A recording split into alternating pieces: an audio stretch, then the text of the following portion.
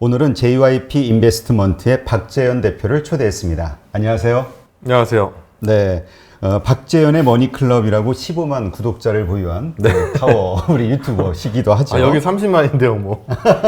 구독자 좀 어떻게 좀 얻어갈까 해서 왔습니다. 네. 35만. 아, 30, 죄송합니다. 제가 숫자를 잘 못 봐가지고. 아니요, 근데 참 오늘 마침 공교롭게도 오늘 촬영하는 날. 다른 얘기 하죠. 네, 예. 시장 얘기는 우리는 못할 것 같아서. 네, 시장이 좀 빠졌죠. 근데 아마 많은 분들이 그래서 좀 놀라기도 하시고 아마 그러셨을 거예요. 많이 놀라셨겠죠. 오늘 코스닥이 좀 많이 빠져서. 네. 근데 하여튼 뭐 이건 또 뭐 내일 가봐야 되는 거고. 그쵸. 네. 뭐 시황이라는 건 항상 변하는 거니까 일단 오늘 요즘 핫한 종목이기도 하죠. 네. 현대차. 현대차에 대해서 우리 또 그 유튜브를 통해서도 또 아주 집중적으로 많이 또 연구를 하셨고 해가지고 그와 관련된 좀 질문을 드릴게요. 네네. 일단 현대차에 대한 관심이 필요하다는 걸 아주 지속적으로 강조를 하셨는데 네. 이유가 있다면 왜 그럴까요? 현대차, 그러니까 자동차 전체 업황을 좋게 보는 건 사실은 아니에요. 근데 현대차가 그 안에서 뭐랄까 굉장히 좀 꽃이 핀다? 이런 느낌을 보기가 참 어려운 기업인데 네, 드디어 좀 이 꽃이 피겠구나라는 생각이 좀 들더라고요. 근데 이유는 이 전기차 시대를 이제 넘어가잖아요. 근데 전기차 시대를 넘어가면 완성차 업체들은 고민에 빠질 수밖에 없어요. 당연히 뭔가 이게 전기차를 안 하기에는 너무 구닥다리 같고 타고 전기차로 넘어가기에는 이게 원래 사업이 이게 잘 안 될 것 같고 이런 게 좀 있거든요. 그래서 이제 가장 큰 고민이 기존의 비즈니스를 잘 하면서 그러면서도 전기차에서 괄목할 만한 뭔가의 성과를 끌어내야 되는데 그런데 이제 여기서 코로나를 얻어맞죠.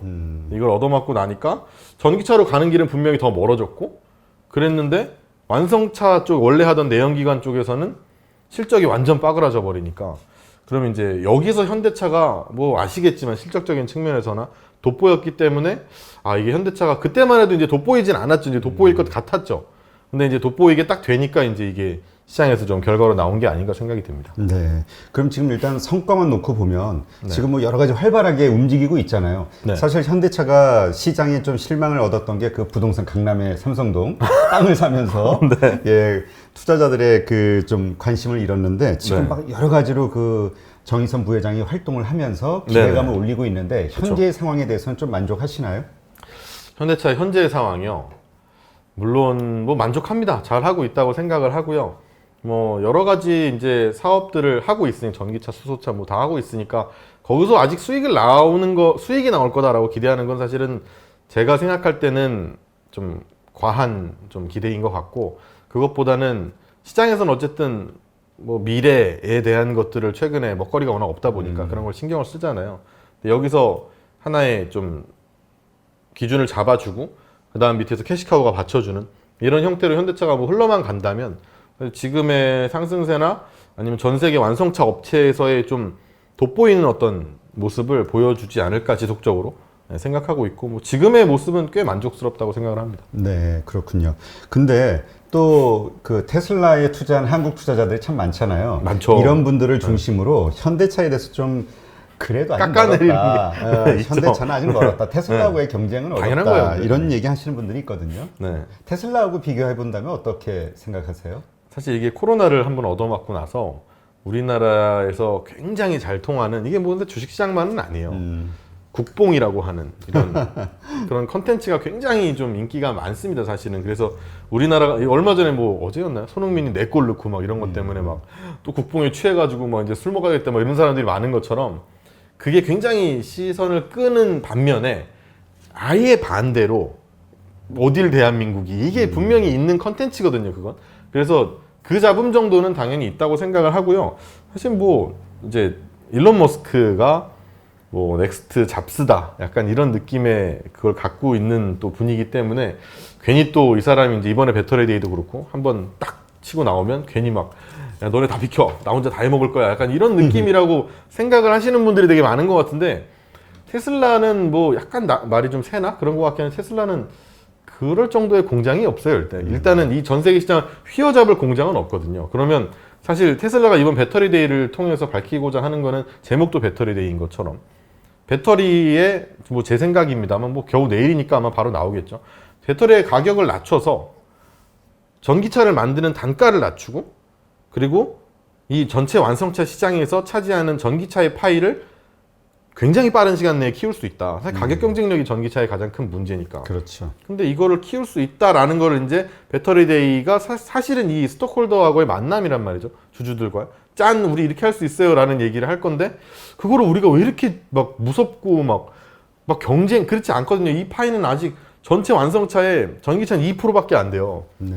근데 이 파이가 조금만 더 커질수록 우리한테 기회는 뭐 테슬라한테도 우리한테도 뭐 혼다한테도 뭐 어디에도 엄청난 기회가 될 건데 그걸 이렇게 무서워하는 잘 모르겠어요. 사실 현대차가 지금 잘하고 있는 거는 뭐 내년이면 바로 이 GMP 기반으로 해가지고 이제 전기차가 나오기 시작하는데 뭐 아이오닉 5도 있고 또 제네시스에서 세 종이 또 나온단 말이죠. 내년에 이제 나올 거라고 예상을 하고 있는데 판매량을 예상하는 것도 뭐 100% 증가 올해 대비해서. 근데 뭐 10만 대에서 20만 대란 말이에요. 그래서 이게 막 와 이거 하면은 막 100% 증가해서 막 주가가 이게 아니거든요. 이 모멘텀을 이 테마를 현대차가 유지하고 거기에 앞에 서 있을 수 있느냐 없느냐의 차이인 거지. 현대차가 돈을 버는 거하고는 사실은 아직까지는 관계가 없어요. 나중에 잘 벌 것 같아라는 게 관계가 있는 거지. 그래서 테슬라와의 경쟁 구도를 갖는 것 자체가 의미가 저는 없다고 봐요, 사실은. 네, 전혀 의미 없다고 생각합니다. 근데 이런 걱정하시는 분들도 있더라고요. 뭐냐면은 사실 지금 미국 나스닥이 아주 무섭게 상승을 해왔는데 그 중심에는 테슬라를 중심으로 한 기술주들. 그렇죠. 근데 이번 배터리 데이에서 좋은 결과가 있으면 좋은데 만에 하나 네. 좀 실망스러운 결과가 일어나면 모든 그 성장주들의 네. 하락으로 이어지지 않을까 하는 불안감을 가지고 있는 것 같아요. 그 불안감은 없을 수는 없는 것 같아요. 그거는 저도 갖고 있는 불안감이고 이 테슬라의 배터리 데이가 만약에 시장에 악영향을 끼친다. 무슨 이유가 됐든. 그러면 전체적인 성장주가 꺾이는 거는 그건 뭐 어쩔 수 없을 것 같아요. 사실 뭐 뭐든 사실. 근데 현대차는 거기에서 참 좋은 게 우리가 이번에 현대차 하면서 우리 개인 투자자분들도 현대차에 대해서 굉장히 좀 긍정적으로 생각했던 그런 모든 것들이 뭐 전기차, 수소차 이거였단 말이에요. 근데 사실은 현대차는 그거 하는 데가 아니거든요. 현대차는 가치 주고 사실은 경기 민감주란 말이에요. 자동차가 살만하면 주머니에 돈이 좀 챙기면 자동차를 살 겁니다. 이거에 대한 몇 대 팔았지 맨날 이걸 보고 미국의 자동차 판매를 보던 회사인데 갑자기 막 성장주의 중심이 있는 것처럼 보이는데 그렇진 않아서 현대차는 꽤 많이 자유롭지 않나 이런 생각도 좀 들어요. 네, 그 테슬라의 경쟁으로는 현대차가 멀었다라고 주장하시는 분들의 어떤 논리를 보면은 네. 자율주행과 관련한 어떤 빅데이터 네. 이것이 너무나 뒤처져 있다 이런 얘기를 많이 하거든요. 빅데이터는 뒤쳐져 있는 게 사실이죠. 오래 했으니까. 근데 이거는 사실 어떤 곳에서 그냥 얘기만 나온 건데 이건 뭐 꼭 네 말이 틀렸어 이러면서 또 어마어마한 또 악플이 달려. 죄송합니다. 제 채널 아니니까 뭐 그죠? 네, 그럴 수도 있을 것 같은데 테슬라의 지금 자율주행은 사실 상용화를 할 수 있는 그런 단계는 전혀 아니란 말이에요. 그러니까 이게 사실 사고도 많이 나고 테슬라가 지금 뭐 듣기로는 그래요. 제 듣기로입니다. 흰색 물체가 빛반사가 일어나면 체크를 못하는 이게 굉장히 근데 자동차 중에 흰차가 얼마나 많아요. 그렇죠. 그래서 넘어져 있는 트럭을 테슬라가 그냥 갖다 받아서 안에 타신 분이 돌아가신 적도 있고 뭐 이렇단 말이죠. 근데 이게 잘 기억을 하셔야 되는 게 저는 자율주행에 대해서 솔직히 말해서 반대하는 사람이에요. 그래서 뭐 주식판에 있는 놈이 어떻게 자율주행을 반대하냐라고 하는데 거기가 뭐 자율주행 한대 카메라가 더 많이 설치가 되고 뭐 다 인정합니다. 쓰이겠죠. 근데 자율주행이 궁극적으로 될 것이냐라고 하면 정말 조그만 구간에서 뭐 고속도로도 뭐 하여튼 조금 이 정도는 모르겠지만 크게 되지 않을 거라고 보는 게 이 사고에 대한 모르겠어요. 사고에 대한 이 책임 소재가 뭐 자동차, 보험사, 카메라, 뭐 아니면 뭐 데이터베이스, 인터넷, 뭐 거기부터 뭐 보안 업체 물을 데가 없어요. 이런 건 사실 산업으로 발전시키기가 굉장히 어려워요. 그래서 사실 자율주행 때문에 테슬라를 못 이긴다. 아니, 자율주행 하려고 전기차 사는 사람이 어디 있어요? 솔직히 말해서 네, 그거는 좀 잘못된 생각인 것 같아요. 그러니까 현재 시점에서는 그쵸, 네. 그것이 큰 어떤 실용적인 어떤 판매 소구점은 아니다 이렇게 보시는 거군요. 그렇죠. 결국은 뭐 테슬라도 그렇고 현대차도 그렇고 이제 마지막에 이 성장 동력을 갖기 위해서는 팔려야 되거든요. 근데 누가 자율주행이 되는 걸 보고 자동차를 사요. 그건 그렇잖아요. 그렇지. 그러면 지금 이제 또 현대차에 대해서 긍정적으로 보는 분들의 어떤 주장을 보면은 현대차, 사실 전기차, 수소차를 가는 전 단계가 전기차라는 말들을 많이 하잖아요. 결국은 네네네. 수소차가 훨씬 파워풀할 것이다 예상들을 하는데 그쵸. 거기에 대해서는 현대차의 경쟁력이 뛰어나다 이런 얘기를 하는데 어떻게 보시나요? 뛰어나고 운이 좋죠. 뛰어나다라는 걸 우리가 어떻게 객관적으로 그 믿을 수가 있는 거죠? 누군가가 날 찾아주면 나는 뛰어난 사람이라고 생각해요, 저는. 근데 현대차도 지금 좀 비슷해요. 현대차가 이제 내년이지 아직 2025년이네요. 2025년까지 H2에너지에다가 1,500대의 수소 트럭을 공급한다라는 기사가 있었어요. 그리고 이 수소차가 지금은 사실 뭐 승용차로 간다고 하는데 좀 어렵습니다, 사실. 왜냐면 전기차를 사는 사람 중에 이제 물론 이제 비싸서 못 사겠어라는 사람도 물론 있지만 비싼 것보다 전기 충전하는 게 정말 얼마나 귀찮을지 상상만 해도 말도 안 되거든요. 오래 걸리죠? 기름 넣는 것도 귀찮은데. 근데 언젠간 되겠죠. 근데 잘 없어. 근데 오래도 걸려.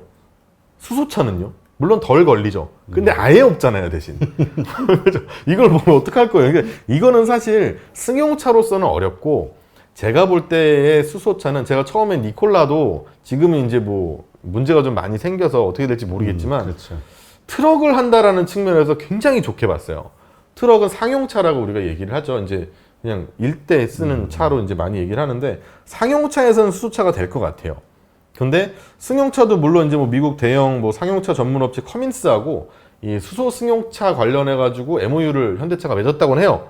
근데 이게 정말 될까는 아직은 먼저 전기차 신경 다 쓰고 나면 할게요. 사실 수소는 조금 더 테마적인 측면에서의 접근이 좋지 않을까. 나쁘다는 건 아니에요. 하지만 테마적인 측면의 접근이 좋지.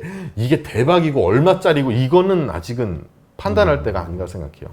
그 우리가 시장에서 보통 판단하기로는 현대차가 수소차에 정말 올인을 하다가 어느 순간부터 전기차로 좀 방향 전환을 한 거 아니냐. 그러니까 수소차에 대한 그 뭐라 그럴까? 오래 한계? 했어요. 엄청 오래 했어요. 네, 한계 같은 거를 발견한 거 아니냐. 뭐 이런 얘기도 있거든요. 아니면 관심이 좀 적어진 거 아니냐. 사실 저는 뭐 지금 딱 생각하자면 수소차에 대한 관심이 적어졌다라는 것보다 전기차를 안 해서는 진짜 도태될 것 같은 거죠. 그리고 뭐 이산화탄소 규제 이런 게 있잖아요. 근데 거기 안 걸릴 수가 없거든요, 현대차도. 근데 이걸 벗어나는 방법이 수소차를 하든가 아니면 전기차를 하면 돼요.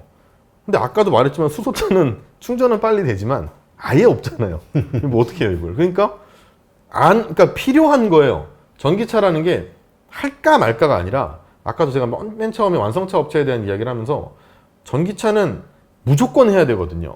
무조건 해야 되는데 내 기본으로 하고 있는 이 내연기관 자동차에 대한 실적을 완전히 다 빠그라뜨리면서 이걸 할 수는 없는 노릇이고 그렇다고 그냥 대충 하기에는 너무 오래 걸리고 나만 뒤처지고 늦게 시장 먹어봐야 되지도 않거든요. 이 시장이라는 건 아예 없는 시장이 생기는 거기 때문에 그러니까 이제 사실 좀 모순에 빠져 있는 거죠. 근데 그 중에서 현대차가 되게 스무스하게 잘 넘어가서 훌륭하다는 생각을 하고 있습니다. 사실 복봉일 수도 있어요.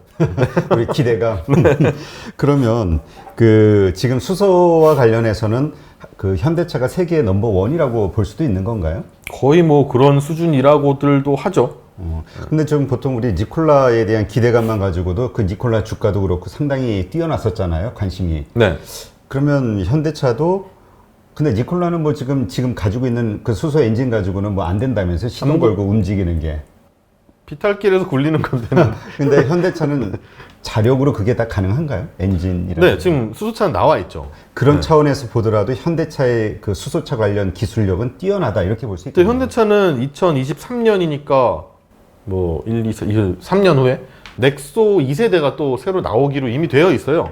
되어 있어서 이걸 가지고 이제 수소 승용차를 대중화하겠다. 요거를 이제 자기네가 좀 사업 그 모토로 갖고 있는 것 같긴 한데 수소차도 이제 판매도 하고 있거든요. 우리 이제 수소차가 눈에 안 보이니까 이게 뭐 그런 게 어딨어 하는데 올해도 12,000대, 내년에 판매가 2만 대 이렇게 목표를 잡고 지금 하고 있어요. 그래서 가는 차가 있긴 있습니다. 근데 여기에는 근데 이게 막 정말 사람들한테 많이 쓰이기에는 전기차 끝나고 이제 해야죠. 사실. 그렇죠.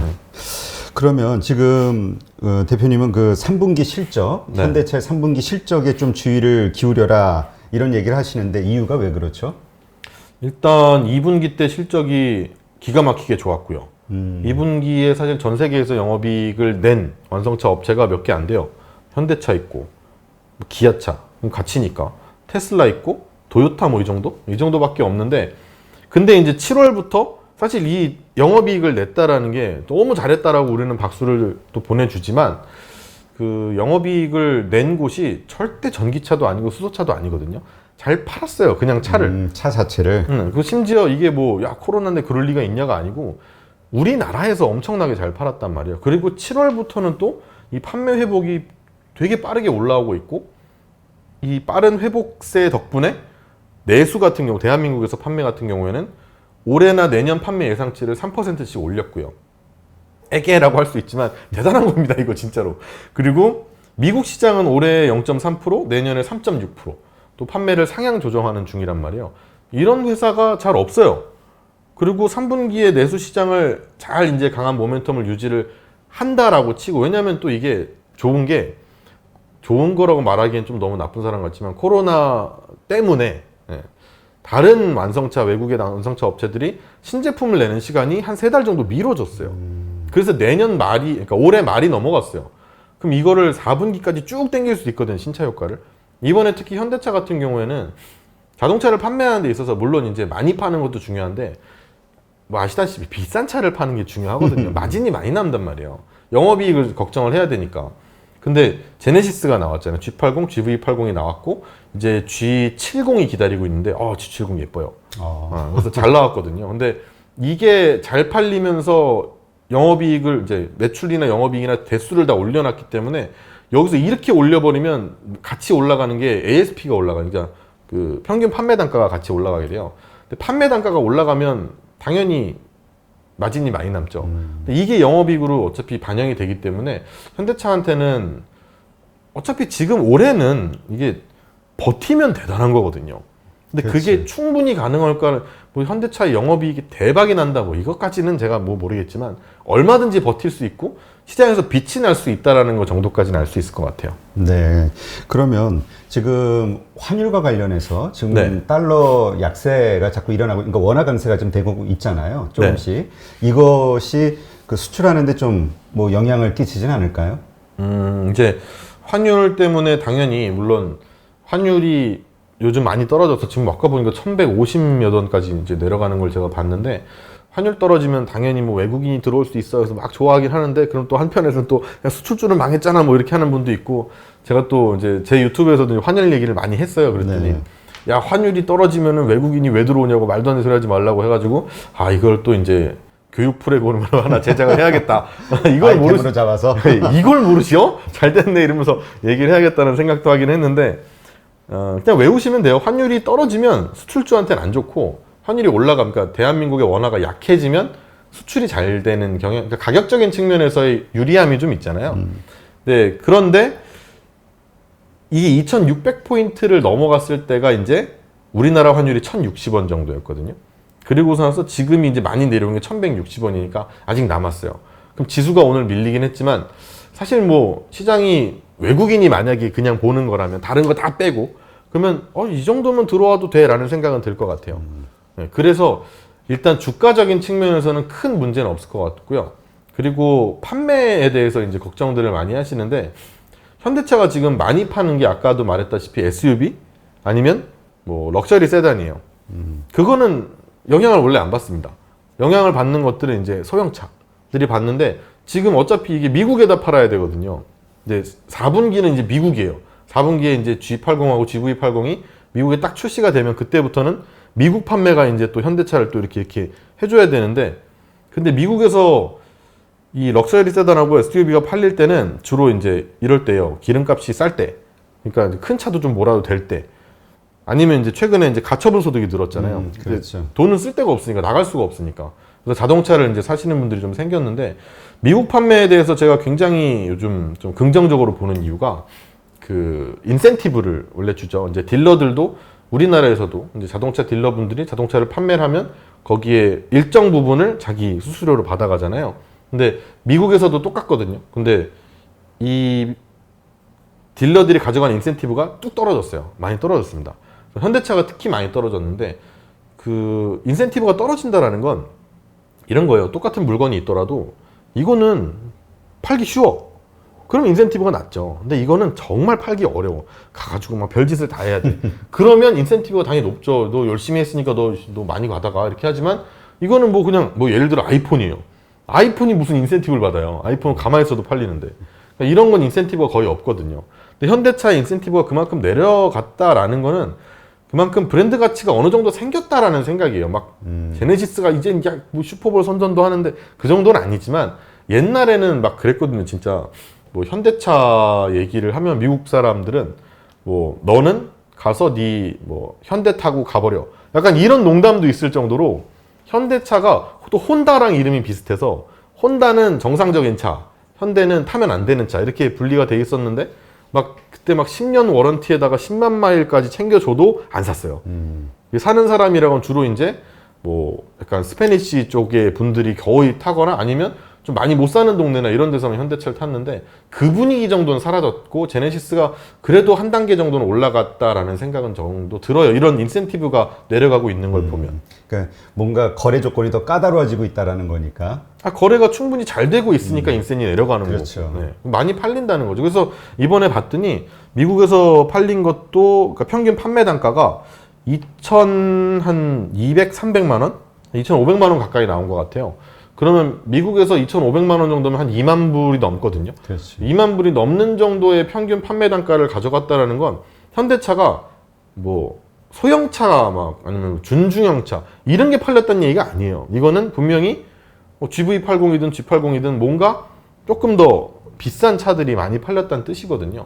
근데 그런 걸 볼 때도 이제는 제네시스라는 브랜드도 어느 정도 시장 침투율을 갖게 됐구나. 미국 현대차가 2분기에 5%였어요. 시장 점유율. 역대 최고입니다. 8년 내 최고인가? 뭐 이래요. 근데 그 정도 최고면 그 정도 최고에 비싼 거 팔았어. 그럼 됐죠 뭘. 그러면 지금 어떻게 지금 현대차가 그래도 좀 요 근래 많이 상승을 해왔잖아요. 네, 많이 다시 올랐죠. 지금 시점에서라도 투자를 하는 게 적정한 시점이라고 보나요? 아니면 어떻게 기다려야 되나요? 시장이 조금 어려워서 사실은 시장이 조금 지금은 무거운 상태인 것 같아요. 오늘 뭐 하락을 보고서 너 뭐 쫄았구나 뭐 이게 아니고 그게 아니라 시장이 조금 뭐 무거운 측면은 없지 않아 있어요. 그래서 요 시장이 그러니까 지금은 현대차 만약에 지수가 떨어진다는 걸 가정했을 때 현대차는 버틸 수는 있다고 생각을 해요. 다른 회사들에 비해서 훨씬 더. 하지만 지금보다는 조금 더 좋은 가격에 살 수 있지 않을까 해서 조금만 기다려 보시면 어떨까 싶어요. 보통 지금 증권가에서는 22만 원에서 25만 원까지 목표 주가를 잡고 있는데 네. 우리 대표님 개인적으로는 한 어느 정도가 어느 정도까지 좀 버틸 수 있다고 생각하세요? 버틴다라는 거는 그러니까 보유해서 상승 폭을 얼마까지 먹을 수 있을 것 같냐 이런 거니까. 그러니까 먹을 수 있나 가장 화끈한 단어.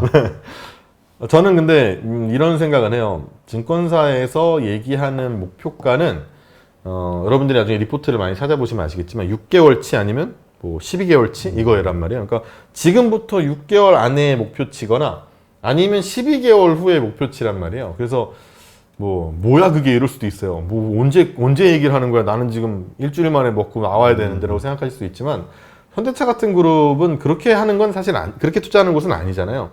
근데 목표가가 얼마가 나왔어요. 근데 그 목표가는 생각보다 이렇게 그냥 제가 이제 참 싫어하는 게 이제 차트 보고 이렇게 목표가 얘기하시는 분들 제가 제일 싫어하거든요.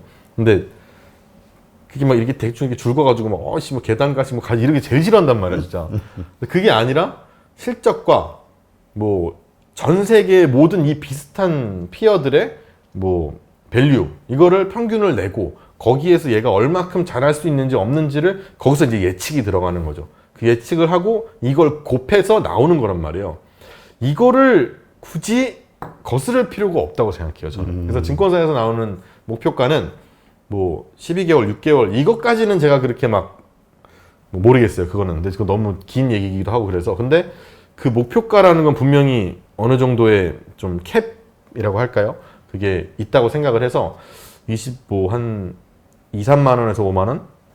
이 사이면 되지 않나 라는 생각을 해요. 그리고 뭐 6개월 후 시점에도 계속 성장하고 있다고 하면 이 목표가는 더 올라갈 수 있는 그쵸? 거잖아요. 그때 바꾸면 되거든요. 알겠습니다. 근데 이거는 어때요? 지금 워낙 분위기가 테슬라 때문에 모든 그 완성차 업체의 차가 금방 전기차로 다 바뀔 것 같은 그런 분위기란 말이에요. 안 그래요. 그래서 완성차에 대한 네. 이거 약간 막 약간 후진 3D 산업처럼 이렇게 느껴지는 그런 분위기도 좀 있거든요.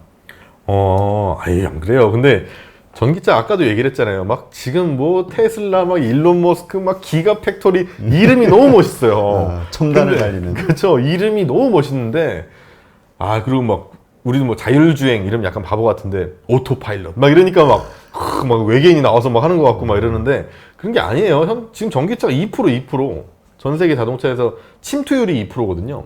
그리고 막 유럽에서 막 불티나게 팔린다고 하지만 그래봐야 그게 또 퍼질려면 정말 오랜 시간이 걸릴 거예요. 그래서 완성차의 판매도 자동차라는 건 참 뭐 투자하시기엔 편하게도 이게 사이클을 갖습니다. 한번 사면 대충 3년에서 5년의 사이클을 가져요. 그래서 많이 팔리는 때가 있거든요. 그러면 때려 죽여도 다음에는 잘 안 팔려요. 왜냐면 신차가 다 나와서 팔렸잖아요. 그렇죠. 그럼 그 다음 해에는 이걸 누가 바꿔요, 차를? 그래서 타이밍이 중요한 거거든요.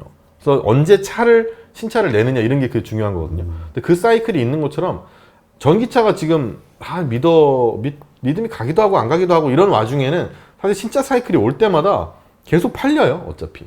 그러니까 너무 걱정 안 하셔도 됩니다. 네, 알겠습니다.